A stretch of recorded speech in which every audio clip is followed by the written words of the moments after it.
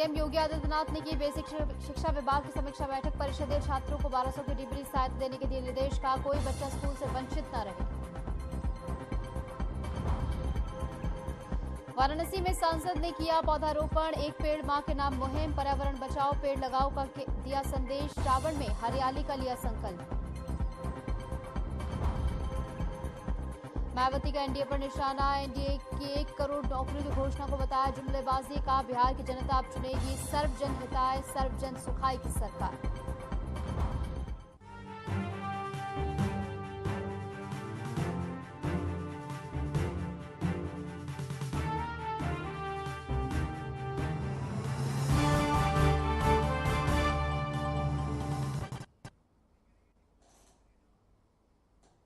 नमस्कार, मैं हूं आपके साथ निशु शर्मा और आप देख रहे हैं हमारा खास बुलेटिन हमारा उत्तर प्रदेश। चलिए शुरुआत करेंगे बड़ी खबर के साथ। लखनऊ से बड़ी खबर आ रही है जहां सीएम ने बेसिक शिक्षा विभाग की समीक्षा बैठक की है। कोई बच्चा स्कूल से वंचित ना हो, ये बात उनकी ओर से कही गई है। इसी के साथ परिषदीय छात्रों को 1200 की डीबीटी सहायता दी गई है। सहायता राशि जल्द खातों में जाए।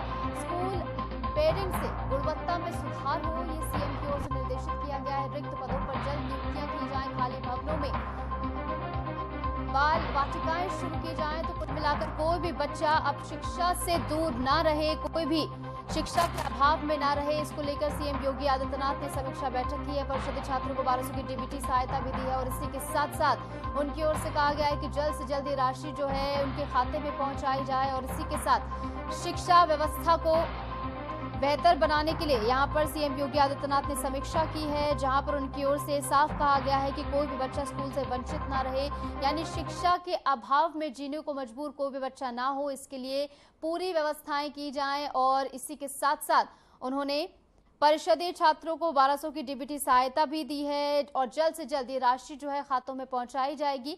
ऐसे में शिक्षा व्यवस्था को और बेहतर बनाने के लिए ये कदम जो है वो बेहद सराहनीय है और इसको लेकर कहा जा रहा है कि आने वाले समय में शिक्षा व्यवस्था इसके जरिए और बेहतर हो पाएगी और जो तमाम बच्चे शिक्षा से वंचित हैं उन तक शिक्षा का हक जो है पहुंचाया जाएगा।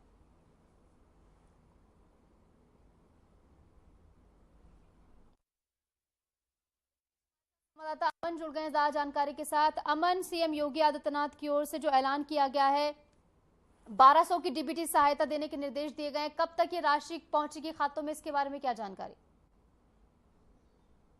मंत्री लगातार जो बैठक है वो अलग अलग विभागों की कर रहे हैं। उसी क्रम में बेसिक शिक्षा विभाग की भी आज बैठक मुख्यमंत्री ने ली थी। उसमें स्पष्ट रूप से ये कहा गया था कि जो डीबीटी के जो अमाउंट है 1200 रुपए की धनराशि है वो सभी जो लाभार्थी हैं उनको जल्द से जल्द पहुंचाया जाए। और जिस तरीके से बात की जाए कि जो बच्चों की जो ड्रेस है, जो एजुकेशनल सामग्री है, जो उनके ड्रेस है, उन सभी के लिए जो 1200 रुपए की राशि धनराशि जो सुनिश्चित की गई है उत्तर प्रदेश सरकार द्वारा, उसके लिए लगातार जो मुख्यमंत्री योगी आदित्यनाथ सभी अपने सरकारी कार्यक्रमों में जहां पर भी इस तरीके की सार्थक चर्चाएं होती वहां पर भी लगातार इसको कहते हुए आए हैं कि जो हर जो बच्चा है वो एजुकेशन से ना छूटे और जिस तरीके से अगर किसी के घर में पैसे की कमी है तो वो सरकार तक अपनी बात को पहुंचाए, जिससे कहीं ना कहीं जो शिक्षा और जो शिक्षक तक की दूरी है वो कहीं ना कहीं उसको जीरो किया जा सके। तो हर एक ग्राम सभा में, हर एक विधानसभा में एक डीबीटी की जो धनराशि है वो सभी जो ग्राम पंचायत के जो स्कूल्स हैं वहां तक हर अधिकारी को लगाया गया है कि जल्द से जल्द सभी जो इसी के साथ साथ एक और समस्या जो हम शिक्षा विभाग में आमतौर पर देखते हैं वो ये है कि रिक्त पद काफी पड़े हैं, जिसके चलते स्कूलों में कम शिक्षक उपलब्ध हैं। ऐसे में नियुक्तियों के लिए क्या कदम उठाए जाएंगे? देखिए, नियुक्ति के लिए निश्चित तौर पर जिस तरीके से हाल फिलहाल में जानकारी आ रही थी, मुख्यमंत्री योगी आदित्यनाथ लगातार सवाल ये हमेशा से उनके मन में रहता था कि जितने भी छात्र हैं उनको शिक्षा से जोड़ा जाए, और जिसके लिए शिक्षक एक बहुत बड़ा पद होता है कि जो उनको शिक्षा प्रदान करता है। उसके लिए निश्चित तौर पर जिस तरीके से डीबीटी की बात की जाए, धनराशि की बात की जाए, तो उसी तरीके से अन्य जो सभी जो स्कूल जो ग्लोबल मॉडल के खुलने जा रहे हैं, मुख्यमंत्री जी का जो एक अहम योजना है, जो चाहे बात की जाए स्कूल जोड़ो अभियान की, स्कूल चलो अभियान की, सभी जो अभियान है उसमें लगातार जो वृद्धि हो रही है शिक्षकों की, उसमें कहीं ना कहीं जहां पर आपूर्ति है वहां पर पूर्ति के लिए लगातार सभी विभागों के विभागाध्यक्ष को लगाया गया, मंत्री को लगाया गया है, सभी प्रमुख सचिवों को ये सख्त निर्देश दिए गए हैं कि जल्द से जल्द सभी रिक्त पदों को भरे जाए, जिससे कहीं ना कहीं जहां पर आपूर्ति हो रही शिक्षकों की उनकी जल्द से जल्द पूर्ति की जा सके। जी ठीक है अमन, लगातार हमारे साथ बने रहिए और भी तमाम जानकारियों के लिए आपका रुख करेंगे।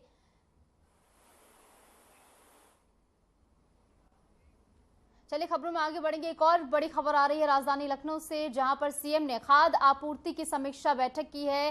खरीफ सीजन में खाद्य प्राथमिकता उसको दी जाए, ये सीएम की ओर से कहा गया है। किसानों को समय पर खाद उपलब्ध कराई जाए। डीएम को खाद्य व्यवस्था मजबूत करने के निर्देश दिए गए हैं। खाद्य विक्रेताओं के स्टॉक की जांच हो, ये साफ तौर पर सीएम योगी आदित्यनाथ की ओर से निर्देश अधिकारियों को इस मद्देनजर यहां पर किया गया है। तो खाद्य विक्रेताओं के स्टॉक की जांच अब की जाएगी, कितना स्टॉक उनके पास उपलब्ध है, इसका पूरा ब्यौरा जो है वो खंगाला जाएगा। राजधानी लखनऊ से बड़ी खबर आपको बता रहे हैं, सीएम ने खाद्य आपूर्ति की समीक्षा बैठक की है।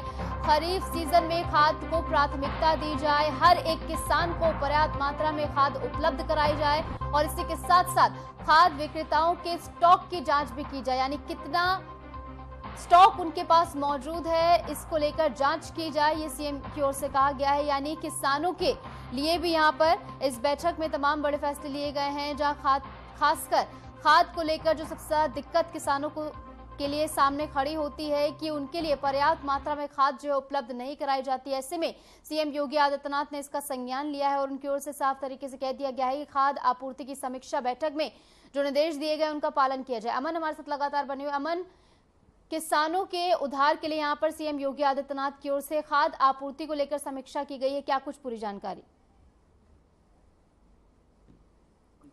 हमेशा से किसानों के लिए एक बड़ी पहल हमेशा से करते हुए हैं, चाहे गन्ना मूल्यों की बात की जाए, चाहे उनकी खरीद फरोख्त की बात की जाए।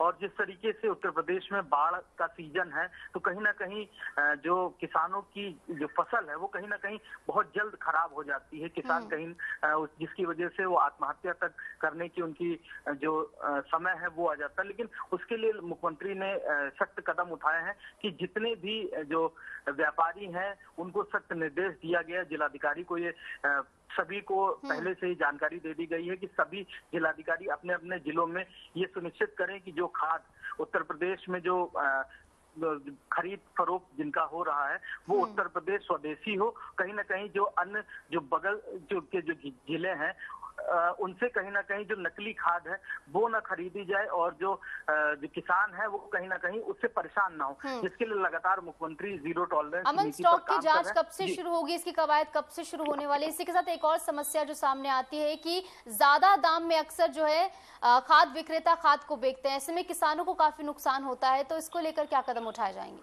देखिए, साफ तौर पर सभी जिलाधिकारियों को ये सख्त निर्देशित किया गया है कि वो अपने अपने जिलों में इन सभी जो मानक हैं उनको पूरी तरीके से देखें और सभी जितने भी उनके जिलों में दुकानें आती हैं खाद और सुरक्षा की, उसको लेकर के वो सभी उन सभी जगहों पर जाएं और उन सभी को जो है सुनिश्चित करें कि जो खाद है उसकी कीमत कितनी है और अगर बात की जाए सब्सिडी की तो कितनी सब्सिडी किसान को मिल रही है। उसके बाद से एक आकलन लगा करके उन सभी जो किसान हैं, जरूरतमंद किसानों की बात की जाए, जो बड़े किसान हैं उनकी बात की जाए, तो उन सभी लोगों के बीच में एक सामंजस्य बनाना बहुत जरूरी है। क्योंकि कहीं ना कहीं जिस तरीके से बात की जाती है तो उत्तर प्रदेश में 20 रुपए किलो की खाद, जिस तरीके से एग्जाम्पल के तौर पर बात की जाए कि 20 रुपए में खाद किसी को देना है, लेकिन वो कहीं ना कहीं जो कई मिलावटखोरों की वजह से वही खाद उनको जो है किसानों तक पहुंचते पहुंचते 25 रुपए 28 रुपए हो जाती है। इसी बैरियर को हटाने के लिए मुख्यमंत्री ने सख्त निर्देश दिए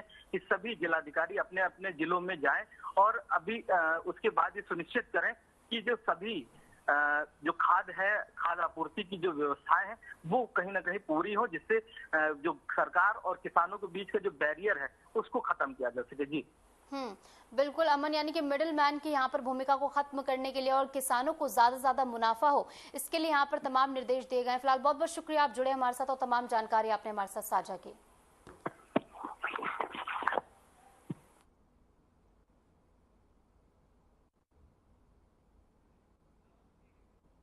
खबरों में आगे बढ़ेंगे। डिप्टी सीएम केशव प्रसाद मौर्य ने समाजवादी पार्टी और अखिलेश यादव पर तीखा हमला बोला है। केशव प्रसाद मौर्य ने कहा कि अखिलेश यादव का हिंदुओं की आस्था को व्यापार बताना एक दुस्साहस है।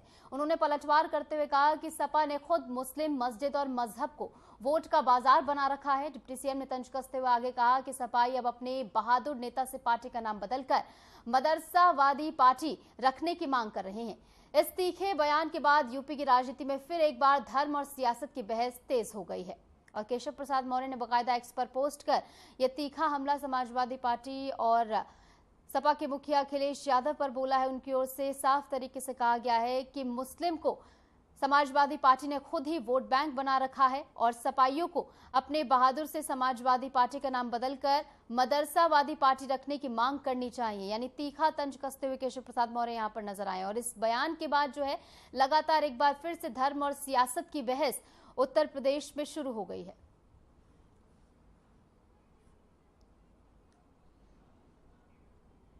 पवित्र श्रावण माह के पहले सोमवार के अवसर पर भारतीय जनता पार्टी की सांसद ने एक पेड़ मां के नाम अभियान के तहत वाराणसी में पौधारोपण किया। इस अवसर पर सांसद ने कहा ये पहल न केवल पर्यावरण संरक्षण की दिशा में एक महत्वपूर्ण कदम है बल्कि आने वाले समय में इसके जरिए जो है हरित क्रांति लाई जा सकेगी, बल्कि मातृशक्ति के सम्मान का प्रतीक भी है। कार्यक्रम में स्थानीय लोगों और पार्टी कार्यकर्ताओं ने भी भाग लिया है। सांसद ने लोगों से अपील की है कि वे भी अपने जीवन में कम से कम एक पौधा जरूर लगाएं और उसकी देखभाल करें।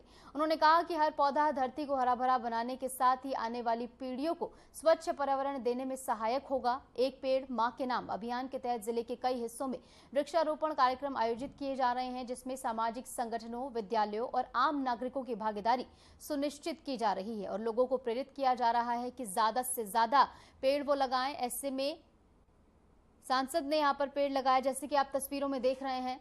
हेमा मालिनी यहां पर पौधारोपण करते हुए नजर आ रही हैं। ऐसे में एक संदेश भी समाज में देने का उन्होंने काम किया है कि अपने पूरे जीवन में जरूर एक पौधा लगाएं और उसकी देखभाल करें ताकि आने वाली पीढ़ी को स्वच्छ हवा और स्वच्छ वातावरण मिल सके।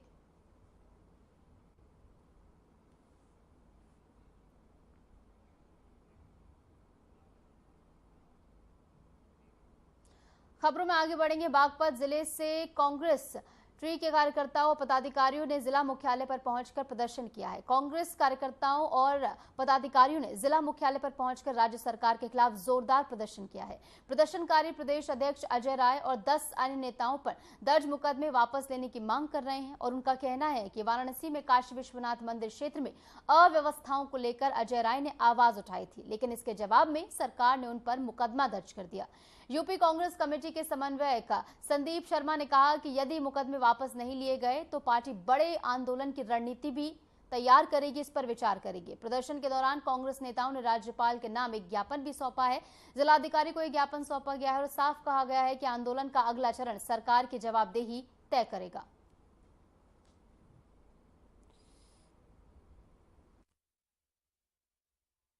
मैं doctor Sanjeev Sharma, coordinator Uttar Pradesh Congress committee. देखिए, किसी भी राजनीतिक ही नहीं, सामाजिक भी संगठनों का भी दायित्व है कि जो भी जन समस्याएं हों उनके विरुद्ध आवाज उठाएं।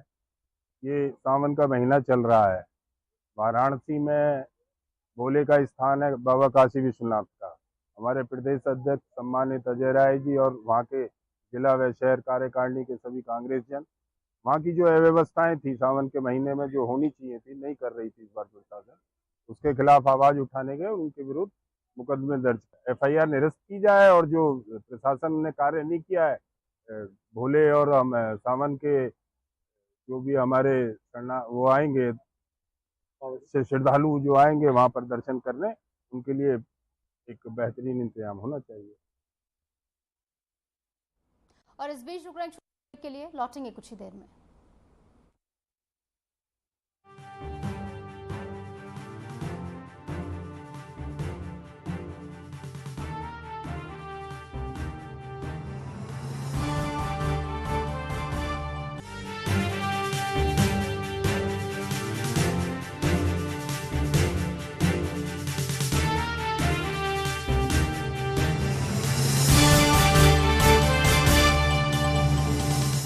यशस्वी प्रधानमंत्री नरेंद्र मोदी जी के संकल्प सबका साथ सबका विकास को माननीय मुख्यमंत्री योगी आदित्यनाथ जी ने सामाजिक एकता एवं समरसता के उच्चतम मानदंडों के साथ बनाया है यूपी सरकार का मूल मंत्र। परिणाम स्वरूप 2017 के बाद उत्तर प्रदेश में सभी को मिले बिना किसी भेदभाव के रोजगार के समान अवसर एवं योजनाओं के लाभ। 8.5 लाख से अधिक सरकारी और 3,75,000 से अधिक संविदा पर नौकरी पाने वाले जहां निष्पक्ष और पारदर्शी प्रक्रिया के साक्षी बने, वहीं अनुसूचित जाति, जनजाति, पिछड़े एवं निम्न आय वर्ग के अभ्यर्थियों को मिला आरक्षण का संपूर्ण लाभ। प्रधानमंत्री गरीब कल्याण अन्न योजना, प्रधानमंत्री आवास योजना और जल जीवन मिशन से लेकर मुख्यमंत्री युवा स्वरोजगार और एक जनपद एक उत्पाद जैसी विभिन्न योजनाएं यूपी में अंत्योदय से सर्वोदय का सपना कर रही हैं साकार। काम दमदार, डबल इंजन सरकार।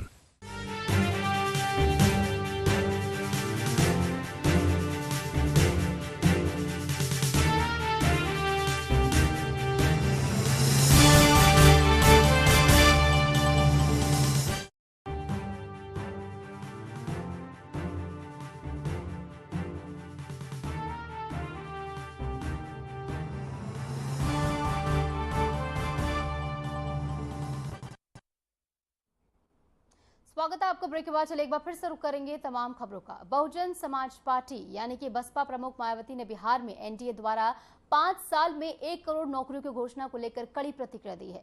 लखनऊ से जारी अपने आधिकारिक बयान में मायावती ने इसे अच्छे दिन जैसी जुमलेबाजी करार दिया है और कहा कि ये घोषणा चुनाव के तुरंत बाद हकीकत के से कोसों दूर साबित हुई है। मायावती ने कहा है कि बिहार में फिलहाल कानून व्यवस्था की स्थिति बेहद खराब है और राज्य की जनता मूलभूत समस्याओं से जूझ रही है। उन्होंने एनडीए पर आरोप लगाया है कि लोगों का ध्यान भटकाने के लिए ये लुभावना वादा किया गया है, जबकि जमीनी सच्चाई कुछ और है। बसपा सुप्रीमो ने विरोधी दलों पर निशाना साधते हुए कहा कि चुनावी मौसम में तमाम पार्टियों द्वारा वादे किए जाते हैं और वादों की झड़ी लगाई जाती है, लेकिन उनकी नीयत में ईमानदारी कहीं नहीं होती। उन्होंने उम्मीद जताई है कि बिहार की जनता इस बार सर्वजन हिताय सर्वजन सुखाय वाली सरकार को चुनेगी।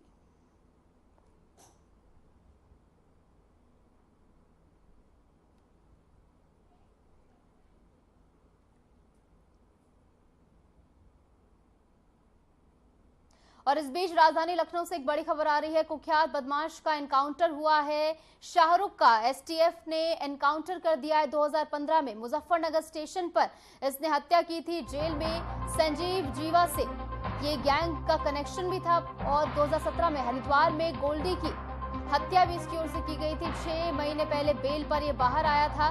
बेल के बाद रंगदारी और धमकियां उसकी ओर से दी गई। मुख्तार अंसारी गैंग के लिए ये काम करता था, ये बात भी सामने आई है। ऐसे में कुख्यात बदमाश का एनकाउंटर हुआ है। शाहरुख का एसटीएफ ने एनकाउंटर कर दिया है। 6 महीने पहले बेल पर ये बाहर आया था बताया जा रहा है और बेल के बाद रंगदारी और धमकियां इसकी ओर से दी जा रही थी। मुख्तार अंसारी के गैंग में भी काम कर चुका है, ये बात निकलकर सामने आई। इसमें कुख्यात बदमाश का एनकाउंटर होने से यहाँ पर जो है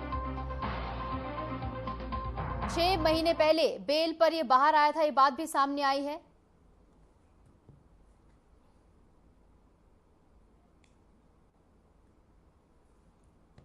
मुजफ्फरनगर रेलवे स्टेशन पे आसिफ जायदा की वर्चस्व को लेकर के हत्या कर दी। उस समय आसिफ जायदा पुलिस कस्टडी में था और नैनी जेल से मुजफ्फरनगर पेशी के लिए आया। तो पेशी पे आए अपराधी की पुलिस कस्टडी में होने के उपरांत रेलवे स्टेशन पे इसके द्वारा अपने साथी के साथ मिलकर मात्र रंगदारी के वर्चस्व को लेकर के पुलिस कस्टडी में उसकी गोली मार करके हत्या की। इसके बाद में ये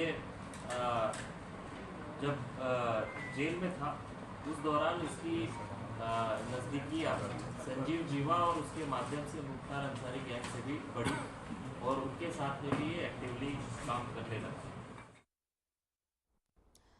खबर बलरामपुर से आ रही है, जहां धर्मांतरण मामले में प्रशासन ने अब छांगुर बाबा की सहयोगी नीतू उर्फ नसरीन पर बड़ी कार्रवाई की है। नीतू के अवैध निर्माण को ध्वस्त किए जाने के बाद अब प्रशासन ने उस पर 8,55,000 रुपए से अधिक की वसूली का नोटिस भी चस्पा कर दिया है। ये कार्रवाई उत्तर प्रदेश की राजस्व संहिता 2006 और नियमावली 2016 के तहत की गई है। तहसीलदार न्यायालय उत्तरौला की ओर से जारी नोटिस में कहा गया है कि नीतू ने प्रशासनिक आदेशों का पालन नहीं किया, जिसके चलते उसे राजस्व भूमि से बेदखल किया जाता है। अब उससे 46,000 से ज्यादा क्षतिपूर्ति और 8 लाख से अधिक निष्पादन व्यय की वसूली की जाएगी। प्रशासन ने चेतावनी भी दी है कि 15 दिनों में भुगतान नहीं करने पर रिकवरी की कार्रवाई शुरू की जाएगी। धर्मांतरण प्रकरण में इससे एक बड़ी प्रशासनिक कार्रवाई भी माना जा रहा है, जिससे साफ संदेश गया है कि दोषियों पर कानून जो है वो सख्त है और साथ साथ आर्थिक कार्रवाई भी कानून की ओर से की जा रही है।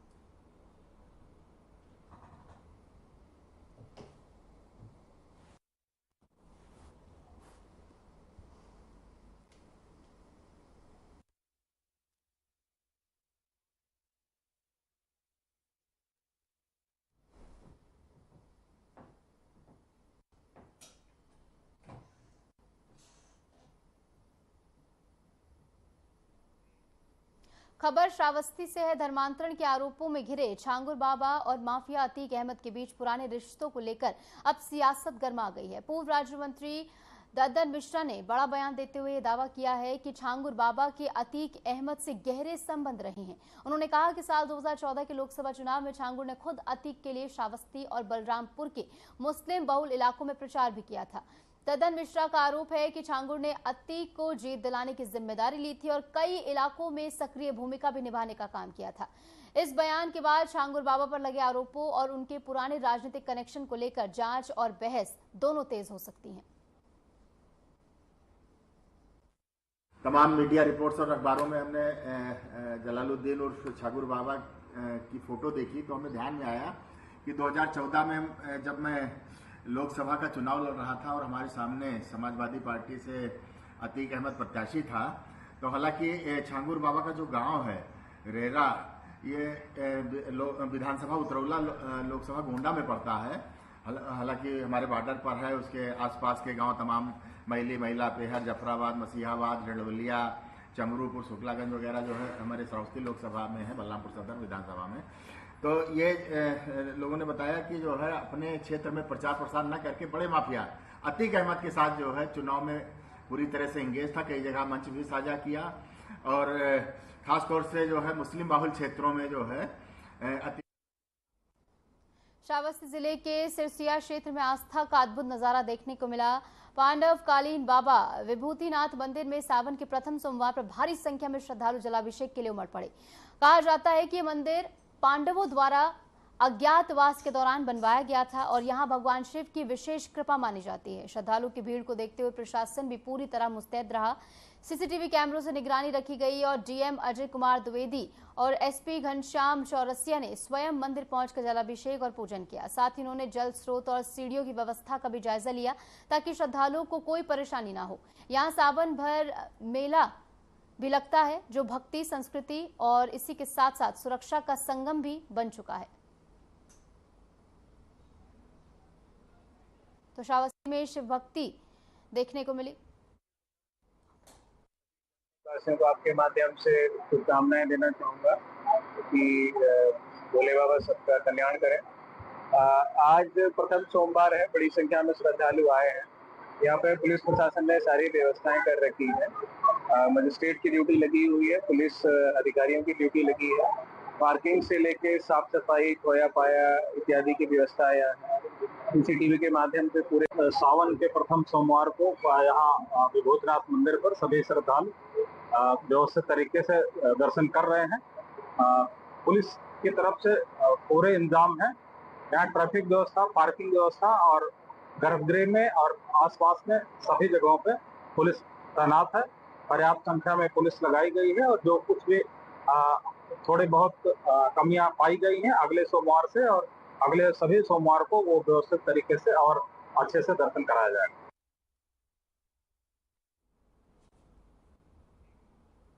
खबर औरैया से है, जहां पुलिस अधीक्षक औरैया ने महाकालेश्वर देवकाली मंदिर का निरीक्षण किया। सावन में भक्तों की भीड़ को देखते हुए सुरक्षा व्यवस्था का जायजा लेने के लिए एसपी के साथ क्षेत्राधिकारी सदर और क्षेत्राधिकारी यातायात भी मौजूद रही। निरीक्षण के दौरान मंदिर परिसर, एंट्री एग्जिट पॉइंट और ट्रैफिक व्यवस्थाओं की समीक्षा की गई। एसपी ने अधिकारियों को निर्देश दिए हैं कि श्रद्धालुओं की सुरक्षा और सुविधा में कोई कोताही न बरती जाए।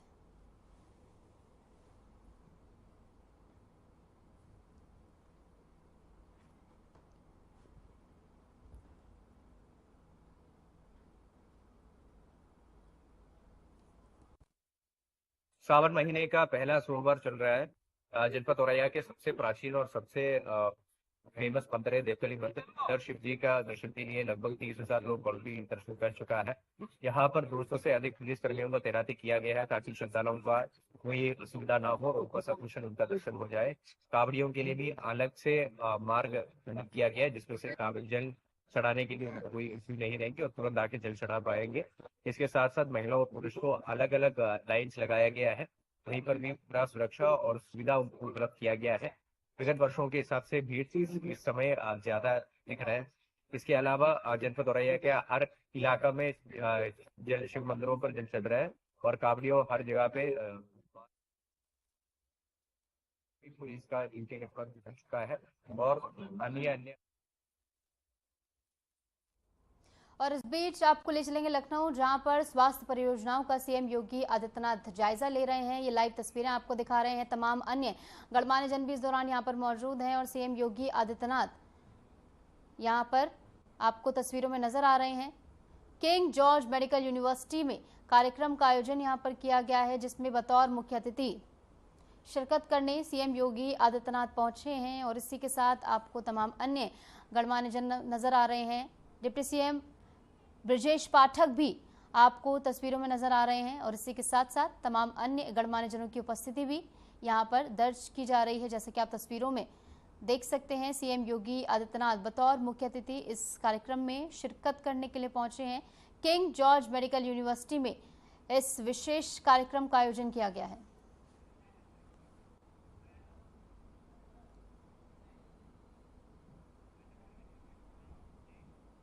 और फिलहाल के लिए हमारे इस खास बुलेटिन में इतना ही। नमस्कार।